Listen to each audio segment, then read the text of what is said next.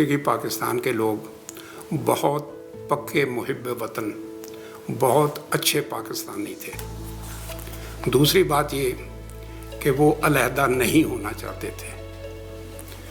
तीसरी बात ये कि वो गुड गवर्नेंस चाहते थे और चाहते थे कि उस गुड गवर्नेंस के फ़ायदे उनको भी मिलें। और इसी सिलसिले में वो जो थे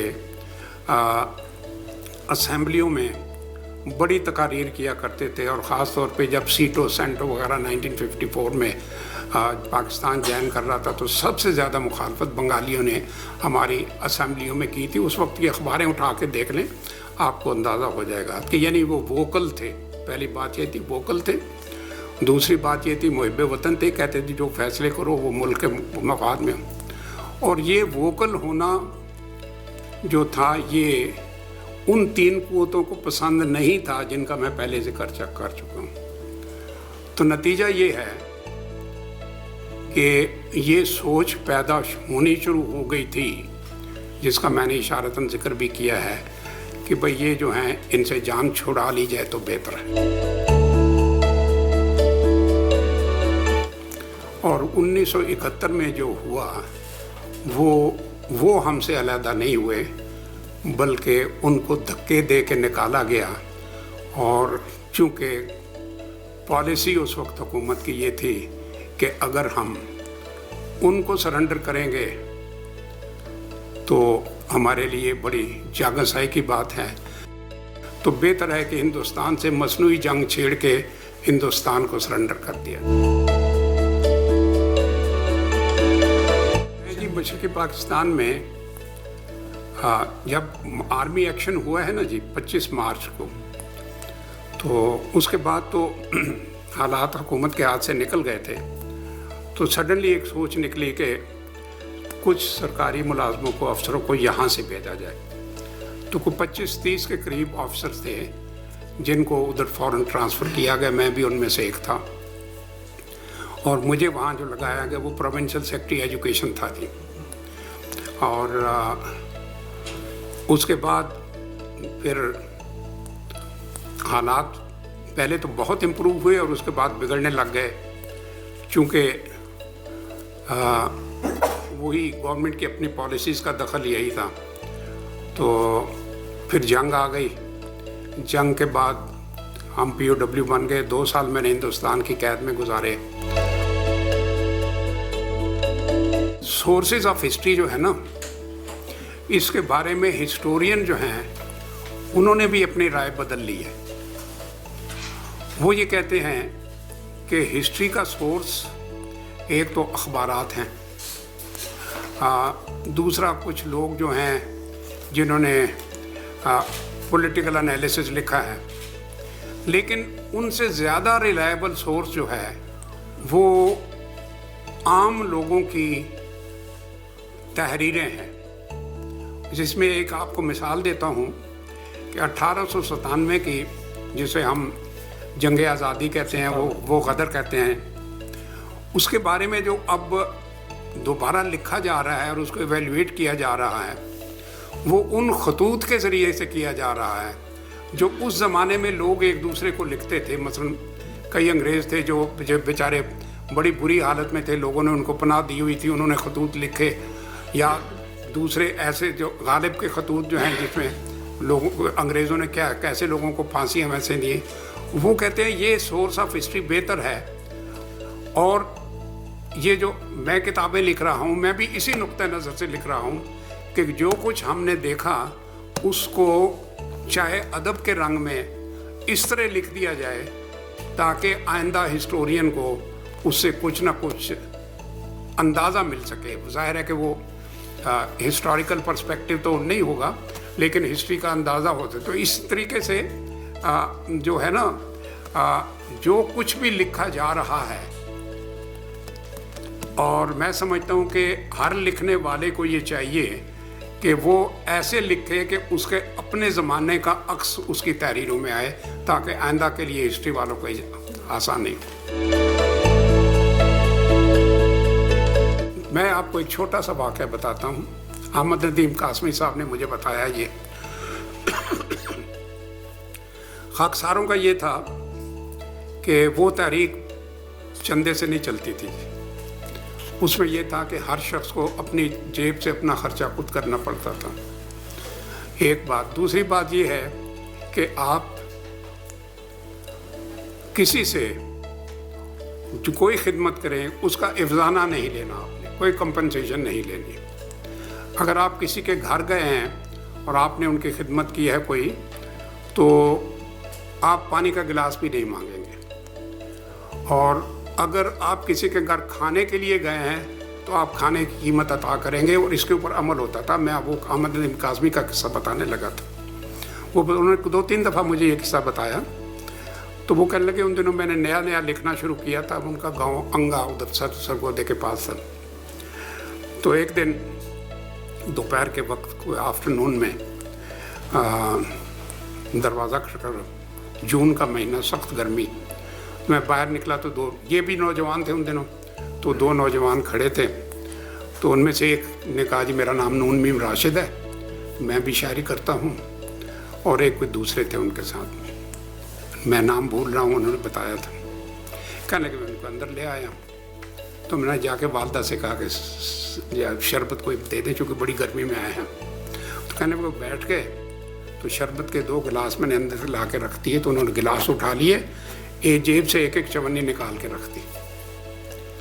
तो मैंने कहा ये आप क्या कर रहे हैं? वो कह लगे जी हम खाकसार हैं, हमें हुक्म है कि हम नहीं ले सकते, तो हम इसके पैसे देंगे आपको। कहने लगे इस पर बहस शुरू हो गई। जितना वक्त बैठे वो बेचारे मुझसे अदबी तारफ़ के लिए आए थे, कहने लगे तारफ़ क्या होता है, इसी पे बहस होती रही। अल्टीमेटली चवन्नी उन्होंने जेब में डाली, गिलास पासे ही धरे रह गए, चले गए। तो ये खाकसार तारीख थी। वो ज़माना जो था आपने नहीं देखा, उस वक्त टेलीफोन नहीं होते थे, एक छोटा सा इस तरह चोंगा लटका होता था, उसको चरखी घुमाई जाती थी, और वो भी मेरी अदालत में था, घर पे नहीं था। और घर जो था वो अदालत से तकरीबन 400-500 गज दूर था।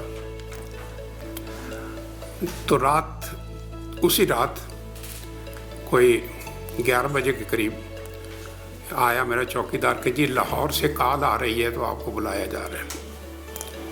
मैं गया तो वहाँ सेक्शन ऑफिसर जो थे लाहौर से, उस वक्त 1 यूनिट का इलाका था, ज़माना था, तो उन्होंने कहा भाई यू हैव बिन ट्रांसफर्ड, और आपको ऑर्डर ट्रांसफ़र के जो हैं वो मिल रहे हैं, तो आपको मिल जाएंगे 1 दिन में। रात 11 बजे तकरीबन। खैर मैं समझ गया किस वजह से हुई है ट्रांसफ़र। उसके बाद मैं घर की तरफ चला गया, सोच रहा था कि सुबह कमिश्नर डीसी से बात करूंगा। SK महमूद हमारे डिप्टी कमिश्नर थे। तो इतने में चौकीदार फिर आ गया कि जी दोबारा फ़ोन आ गया। तो फ़ोन इस तरह नहीं मिलता था, आप जाके चरखी घुमाते थे, आपको आधा घंटा इंतज़ार करना होता था, वो मिलाता था। खैर तकरीबन 1 बज गया जी तक, जब मुझे दूसरी कॉल आई। उन्होंने कहा जी नवाब कालाबाग गवर्नर थे, उन्होंने कहा जी गवर्नर साहब को हुक्म है कि सुबह 4 छोड़ दें, शाम से पहले अपनी सब डिवीज़न से निकल जाए। और पिंडी गेट से सब डिवीज़न आने तक, खोड़ आने तक काफ़ी वक्त लगता था। तो मतलब ये था कि मैं अगर 12 बजे से देर हो गई तो मैं सब डिवीज़न नहीं। तो इस किस्म के हालात में से हम गुजरे। कुछ तरह मौलवियों को लिया, और वो फिर जो उन लोगों को लॉयल्टी शो करने लगे, उनके ऊपर उन्होंने मुराद देने शुरू की। एक नया तबका पैदा हो गया जिनको हमारी ज़ुबान में कहते हैं बाअसर अफराद। तो एक बाअसर अफराद का तबका 1958 के बाद पैदा हुआ, और उसके बाद फिर जो गवर्नमेंट आई वो अपने बाअसर अफराद पैदा करते थे। नतीजा ये हुआ कि किसी वक्त खाकी बाअसर अफराद हो जाते, किसी वक्त गैर खाकी हो जाते थे, किसी वक्त मौलवी हो जाते थे, किसी वक्त दुनियादार ताजिर हो जाते थे। तो ये बाअसर अफराद का अल्टीमेटली इतना अनहोली अलायंस हो गया कि आज वो माफियाज बन गए हैं। और वो बाअसर अफराद की टेक्निक ही यही है कि अदारे तबाह हो जाएं, इसलिए कि गवर्नमेंट के लिए वो वसीला लोग उनके पास जाएं, गवर्नमेंट के पास ना जाएं, अदारों के पास ना जाएं। तो ये तो एक हमारी हिस्ट्री का हिस्सा है। 10वीं क्लास में किताबें इस्तेमाल की थी, सबसे छोटे ने भी वही की थी। वजह ये थी कि अंग्रेज़ जो था वो करिकुलम के ऊपर ख़ास तवज्जो दिया करता था और उसके बाद बार बार उनमें तब्दीली नहीं करता था और वही किताबें चलती रहती थी। हमारे यहाँ जब करप्शन शुरू हुई तो हर साल किताबें बदलने लग गए, नई किताबें छपने लगी, उन छपने वालों को पैसे बनाने के लिए सब कुछ हुआ।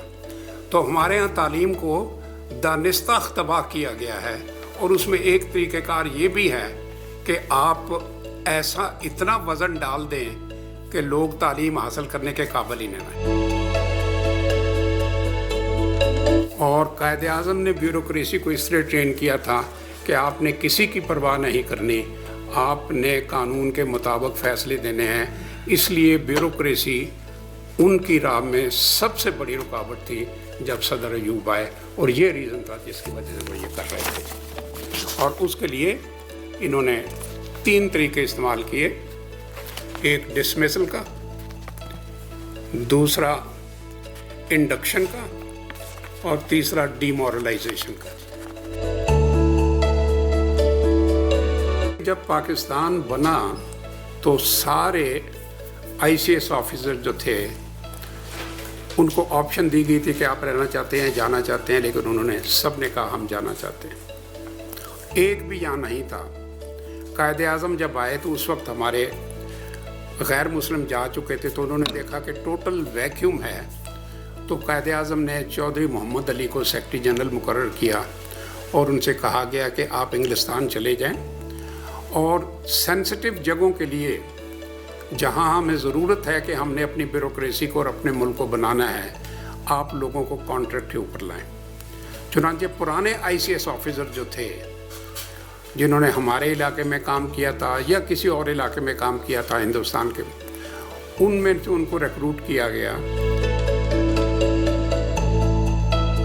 मैंने ब्यूरोक्रेसी के 3 दौर देखे। पहला दौर वो था जब मैं स्कूल में था और वो ब्रिटिश दौर था। जब मैंने मैट्रिक का इम्तिहान दिया तो उस वक्त पार्टीशन हो रही थी और जब मैं कॉलेज में दाखिल हुआ तो पाकिस्तान कायम हुए 2 हफ्ते हुए थे। तो पहला दौर जो मैंने देखा वो ब्रिटिश दौर की ब्यूरोक्रेसी देखी, वो और हमवार दौर था। वो एडमिनिस्ट्रेशन का, गवर्नेंस का हमवार दौर था। दूसरा दौर जो था वो जब मैं कॉलेज और यूनिवर्सिटी में था तो उस वक्त कायदे आज़म की पाकिस्तान की ब्यूरोक्रेसी का उभरता हुआ दौर था। हमवार नहीं था बल्कि ऊपर की तरफ उभरता हुआ दौर था। और तीसरी चीज़ अयूब, याह्या और भुट्टो की ब्यूरोक्रेसी, उसका ढलता हुआ दौर था। जब ये ब्यूरोक्रेसी वाले लोग ग्रामीय कदर कहलाते थे तो उस वक्त अख्तर हमीद खान, शुएब सुल्तान, इन जैसे लोगों को आलमी पजीराई मिली। मसूद खद्दरपोश के हमने बातचीत की, सुना, उनकी बातें सुनी। उनको अपने इलाके में जब वो डिप्टी कमिश्नर थे तो मसूद भगवान कहा जाता था।